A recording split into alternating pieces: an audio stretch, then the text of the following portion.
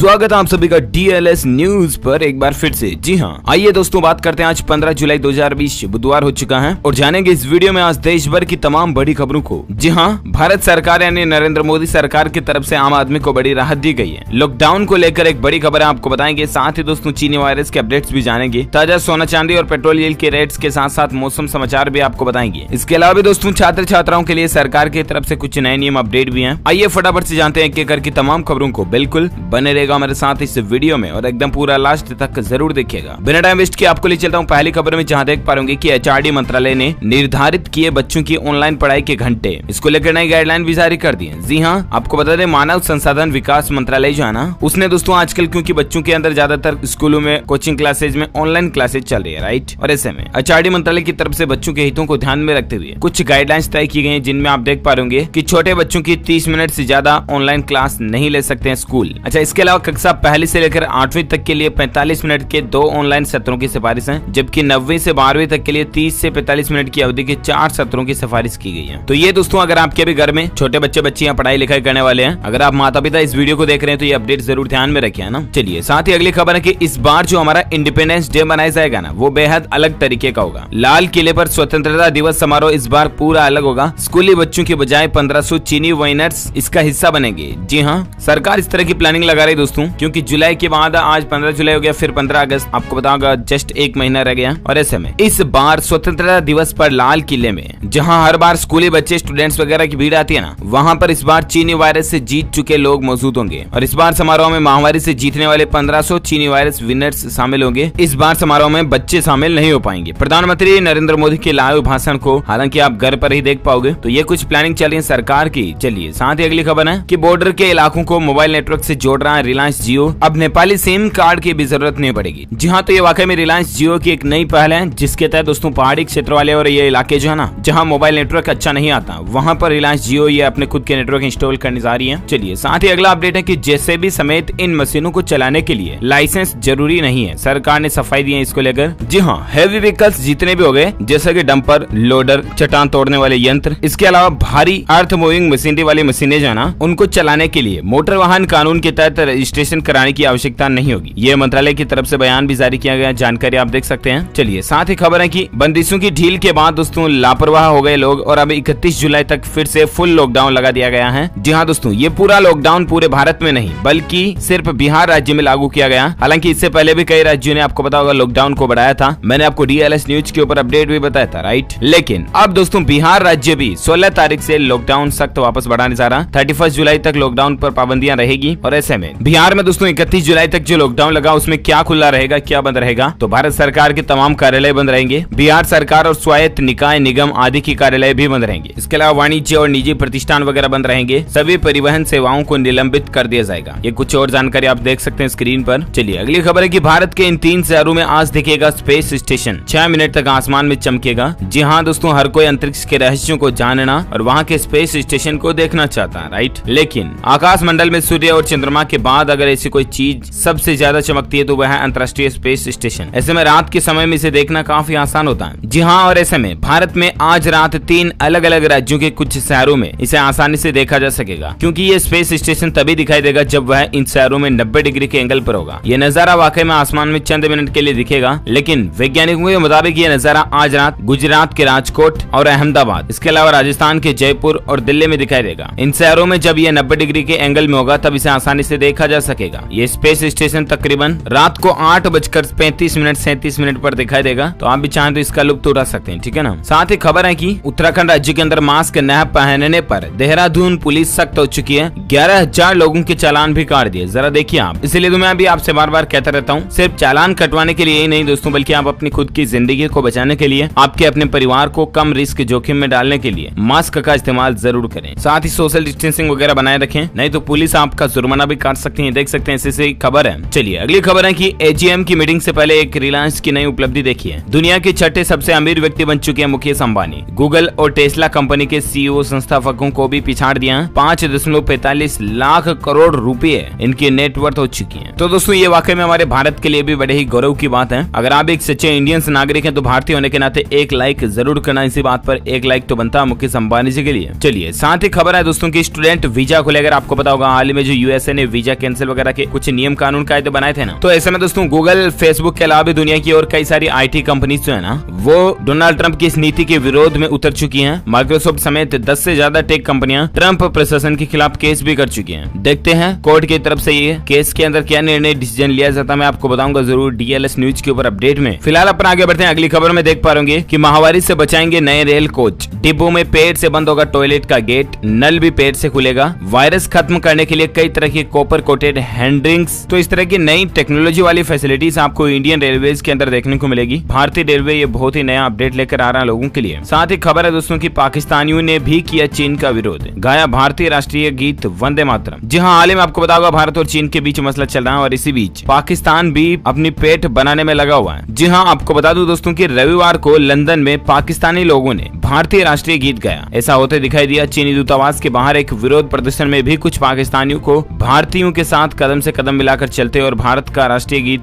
वंदे मातरम गाते देखा गया। हालांकि इसके पीछे पाकिस्तान की कोई और नई चाल है या फिर कोई रियलिटी है, देखते हैं। जो कोई भी खुलासा होगा मैं आपको बताऊंगा। फिलहाल अगली खबर है दोस्तों, एक और डील देखिए। रिलायंस जियो में गूगल कंपनी 30,000 करोड़ रुपए का निवेश यानी कि इन्वेस्टमेंट करने जा रही है। अगले सप्ताह तक इस बात की घोषणा भी हो सकती है। आपको बताऊंगा हाल ही में फेसबुक ने भी इसी साल 22 अप्रैल को जियो के प्लेटफॉर्म में 43,000 करोड़ रुपए का निवेश किया था, राइट। और अब कंपनी गूगल भी इन्वेस्टमेंट करने की प्लानिंग बना रही है, इस तरह की मीडिया रिपोर्ट चल रही है। चलिए साथ ही अगली खबर में बात करें आज के मौसम समाचार वेदर न्यूज अलर्ट को लेकर। देख पा रहे होंगे कि इन राज्यों में आज भारी बारिश की चेतावनी है। गंगा और यमुना नदी में बाढ़ जैसे हालात बन रहे हैं, तबाही मचने की संभावना है। जहां देश के कई अलग अलग राज्यों में बारिश और ओले गिरने, बिजली गिरने की चेतावनी और सिलसिला भी जारी है, राइट। लेकिन इसी बीच दोस्तों असम और बिहार में तो नदियों का जलस्तर खतरे के निशान से ऊपर बह ही रहा। वहीं लगातार झमाझम हो रही बारिश से गंगा और यमुना नदी का जलस्तर भी बढ़ा है। प्रयागराज में बीते 3 दिनों से लगातार गंगा और यमुना का जलस्तर बढ़ा हुआ है, जिसके बाद घाटों पर रहने वाले तीर्थ पुरोहितों, नाविकों और श्रद्धालुओं को अलर्ट भी किया गया है। अगले 24 से 48 घंटों के दौरान और किन किन राज्यों में भारी बारिश हो सकती है, तो ऐसे में संपूर्ण भारत के आज 15 जुलाई के मौसम पूर्वानुमान की अगर बात करें ना, तो आगामी 24 घंटों के दौरान दक्षिण गुजरात, कोंकण, गोवा, तटीय कर्नाटक, विदर्भ के कुछ हिस्सों में, साथ ही मराठवाड़ा, तेलंगाना, उत्तरी आंतरिक कर्नाटक, उप हिमालय, पश्चिम बंगाल, सिक्किम और अंडमान निकोबार द्वीप समूह में हल्की से मध्यम बारिश हो सकती है। साथ ही पूर्वोत्तर भारत, पश्चिम बंगाल, पूर्वी बिहार, झारखंड, उड़ीसा, मध्य प्रदेश, छत्तीसगढ़, गुजरात, पूर्वी और मध्य दक्षिण पूर्वी राजस्थान, शेष बिहार, उत्तर प्रदेश के मध्य और पूर्वी हिस्सों में, साथ ही उत्तराखंड, केरल, लक्षद्वीप में कुछ जगहों पर हल्के से मध्यम बारिश की संभावना है। पंजाब, जम्मू कश्मीर, हरियाणा में भी कुछ जगहों पर बारिश हो सकती है। तो ये रहे आज के मौसम समाचार। और आइए अब बात करते हैं आज के सराफा बाजार में सोना चांदी के क्या रेट चल रहे हैं। तो सोना और चांदी के भाव की बात करें तो गिरावट देखी गई है। सोना 50,000 रुपए के नीचे आ चुका है। सोने की कीमत में 114 रुपए की गिरावट है और सोना का रेट अभी आज 50,000 रुपए प्रति 10 ग्राम चल रहा है। वही चांदी की बात करें तो चांदी में अच्छी खासी गिरावट देखने को मिली है। जी हाँ, चांदी के भाव में भी 140 रुपए की गिरावट आई और उसके बाद अभी चांदी का रेट चल रहा है 53,427 रुपए प्रति किलोग्राम। वही बात करें आज के पेट्रोल और डीजल के रेट की ना, तो कुछ अपडेट देख पा रहे कि पेट्रोल और डीजल पर टैक्स बढ़ाने से केंद्र सरकार को होगा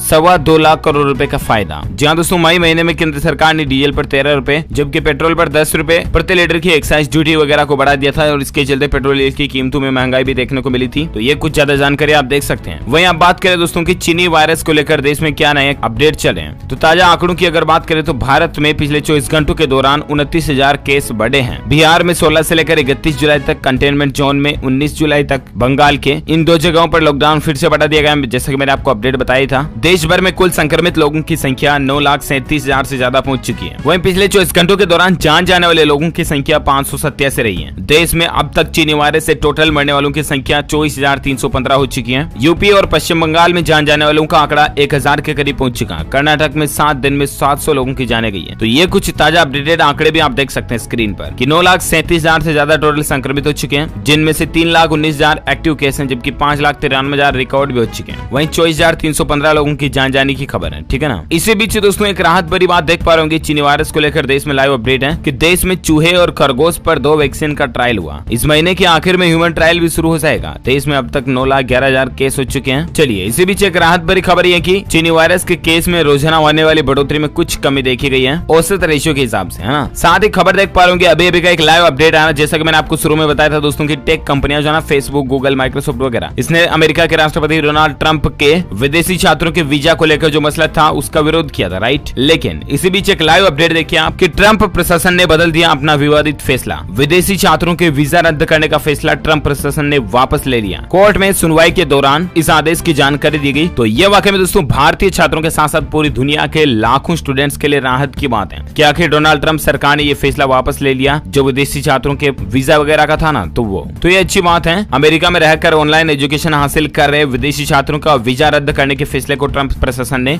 वापस ले लिया है ना। चलिए अगली खबर है कि शेयर मार्केट में भी लुढ़क यानी कि कमजोरी देखने को मिली है। लॉकडाउन और कर्फ्यू की स्थितियों के बीच बाजार फिसला है। BSE 660 और निफ्टी 195 अंक नीचे बंद हुआ। सेलिंग में 33% गिरावट बनी बाजार गिरने का कारण। ये कुछ सेंसेक्स निफ्टी वगैरह का डिटेल आप देख सकते हैं। चलिए साथ ही खबर है कि आज दोस्तों 3-4 एग्जाम के रिजल्ट्स जो है ना वो अनाउंस होने जा रहे हैं। मैं आपको फटाफट से बता देता हूँ। एक तो कर्नाटक के 12वीं बोर्ड का रिजल्ट भी आज ही आने जा रहा है और आप KAR results.nic.in पर चेक कर सकते हैं। यानी इंडिया रिजल्ट के ऊपर आपको सभी के रिजल्ट देखने को मिल जाएंगे। अच्छा तो एक तो आज 12 बजे कर्नाटक बोर्ड के 12वीं के रिजल्ट आ रहे हैं, ठीक है ना। एक दोस्तों CBSE के 10वीं बोर्ड के रिजल्ट भी आज ही आ रहे हैं। परसों आपको पता होगा 12वीं बोर्ड के रिजल्ट आए और CBSE के 10वीं 10th रिजल्ट 2020 भी आज ही अनाउंस किए जाएंगे। तो आप ऑफिशियल वेब पोर्टल cbse.nic.in पर चेक कर सकते हैं, ठीक है ना। इसके अलावा भी WBBSE यानी कि वेस्ट बंगाल के बोर्ड ऑफ सेकेंडरी एजुकेशन के 10वीं क्लास के रिजल्ट भी आज ही घोषित होने जा रहे हैं। 10th माध्यमिक परीक्षा के रिजल्ट जो है ना वो आज ही अनाउंस हो जाएंगे। स्टूडेंट्स WBBSE.org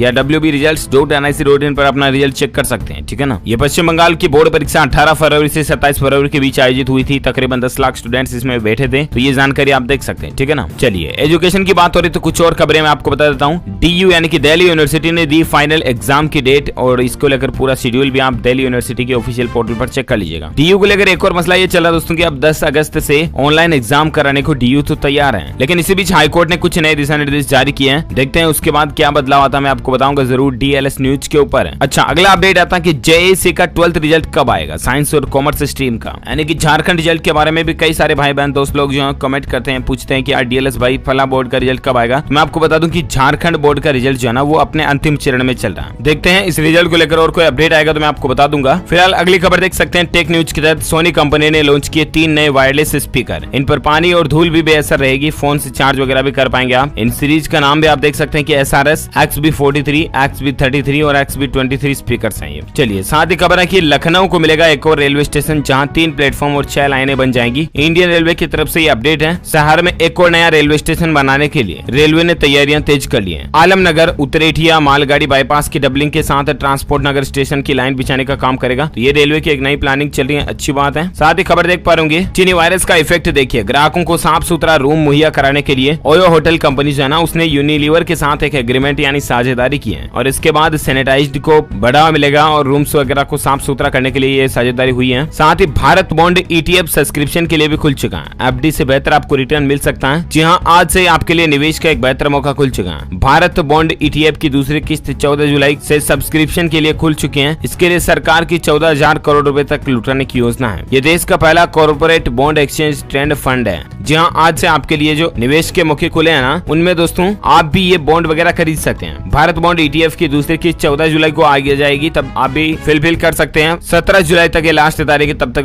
बंद हो जाएगा। उसके बाद फिर आप निवेश नहीं कर पाएंगे, है ना। साथ ही खबर है कि अंबेडकर यूनिवर्सिटी दिल्ली अगले सेमेस्टर से 5 नए कोर्स लॉन्च करेगी। कौन कौन से कोर्स हैं तो आप देख सकते हैं। अंबेडकर यूनिवर्सिटी में अगले सेमेस्टर से लॉन्च होने वाले 5 नए कोर्स जिनमें BBA, MBA in innovation, MBA Hindi, MPhil disability disease, उनके ऊपर स्टडीज वगैरह जानने को मिलेगी। तो ये कुछ नए कोर्स जो है ना अंबेडकर यूनिवर्सिटी शुरू करने जा रही है। चलिए साथ ही अगली खबर है राजनीति को लेकर। आपको पता होगा राजस्थान राज्य के अंदर मसला चल रहा है अशोक गहलोत और सचिन पायलट के बीच में, और ऐसे में सचिन पायलट को पद से हटाने पर गुर्जर भड़क चुके हैं। गुर्जर जाति सड़कों पर भी उतर चुके हैं। कई जिलों में अलर्ट भी घोषित किया गया इसको लेकर। बांसुर में गुर्जर समाज के लोगों ने मुख्यमंत्री अशोक गहलोत और स्थानीय विधायक शकुंतला रावत का पुतला फूंका। वही दोस्तों जिले में भी कुछ ऐसा ही देखने को मिला। देखते हैं राजनीति और किस मोड़ पर जाती है और राजस्थान राज्य के अंदर क्या नए अपडेट आते हैं, मैं आपको बताता रहूंगा। अगली खबर देख सकते हैं कि BCCI यानी कि भारतीय क्रिकेट कंट्रोल बोर्ड को एक बड़ी जीत मिली है। वर्ल्ड स्पोर्ट्स ग्रुप से 10 साल पुराने विवाद में भारतीय बोर्ड के हक में फैसला निकला है और अब 850 करोड़ रुपए जो है ना BCCI को मिलेंगे। तो ये भी भारत के लिए अच्छी बात है। साथ ही खबर देख सकते हैं कि सरकारी स्कूल नहीं काटेंगे पलायन कर चुके प्रवासी कामगारों के बच्चों के नाम। बिना दस्तावेज भी उनको एडमिशन देना जरूरी होगा। जी हाँ दोस्तों, मानव विकास मंत्रालय जो है ना, संसाधन विकास मंत्रालय, उसने प्रवासी मजदूरों के बच्चों को लेकर एक अहम नई गाइडलाइन जारी की है। मंत्रालय ने राज्यों और केंद्र शासित प्रदेश प्रदेशों को प्रवासी कामगारों के बच्चों से जुड़ा डेटा इकट्ठा करने को कहा है। और मंत्रालय ने कहा कि जिन शहरों से बच्चों का प्रवास हुआ ना, वहाँ के सरकारी या सरकार समर्थित स्कूल ऐसे बच्चों के नाम न काटें। वहीं इस प्रवास के दौरान बच्चे जहाँ गए हैं वहाँ के स्कूलों में बिना दस्तावेज के इन्हें दाखिला दिए जाने का निर्देश भी दिया गया। तो ये राहत की बात है। गाइडलाइन में कहा गया है कि बच्चों को ट्रांसफर सर्टिफिकेट या पिछले क्लास में होने से जुड़ा कोई दस्तावेज न मांगा जाए। परिवार द्वारा दी गई जानकारी को सही मानकर बच्चे को दाखिला दिया जाए। तो ये राहत की बात है ना। इसी बीच टेक न्यूज को लेकर एक खबर है दोस्तों की एयरटेल कंपनी जो है ना, उसने एक वीडियो कॉन्फ्रेंसिंग ऐप पेश किया जिसका नाम है ब्लू जींस, जो कि जियो म्यूट और जूम को टक्कर देगी। आसानी से ब्लू जींस इस्तेमाल भी आप कर सकते हैं। स्काइप वगैरह जो है ना, उस तरह की टेक्नोलॉजी इसमें आपको मिलती है ना।